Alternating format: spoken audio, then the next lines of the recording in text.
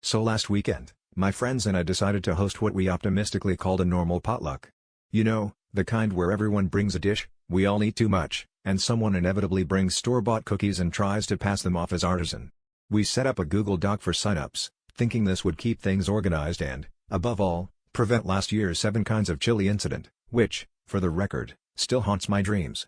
The document had categories: main, side, dessert, and, of course, other. Simple. Foolproof. Or so we thought. But almost immediately, things got weird. First, Sarah signed up for focaccia. Cool, bread is always welcome. Then Dave added ciabatta, followed by Priya with sourdough, and by noon, there were 4 distinct breads on the list and not a single main dish. I tried to redirect the carb train by signing up for pasta salad, only to have Mark chime in with garlic knots.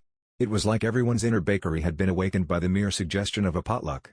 By the end of the week, the sign-up sheet looked less like a potluck and more like the index of a European bread museum: rye, naan, baguette, pita, brioche, English muffins, and someone, bless their heart, even wrote Wonder Bread, extra squishy. On the night of the potluck, our dining table looked like a glutinous holy altar. There were 14 different kinds of bread, each one brought with the pride of a new parent. Someone had even brought a bread machine, presumably for freshness. But amidst the loaves, rolls, and a single, lonely bagel, sat an unmarked, suspiciously well-sealed Tupperware. It was the only non-bread item in sight. The group circled it like archaeologists around a newly discovered artifact. After some heated debate, and a failed attempt to sniff the contents, we opened it to reveal a stick of butter. Not even cut. Just sitting there, naked, like it owned the place.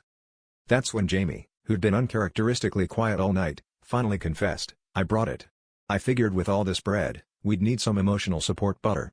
You know, to help us spread our feelings around."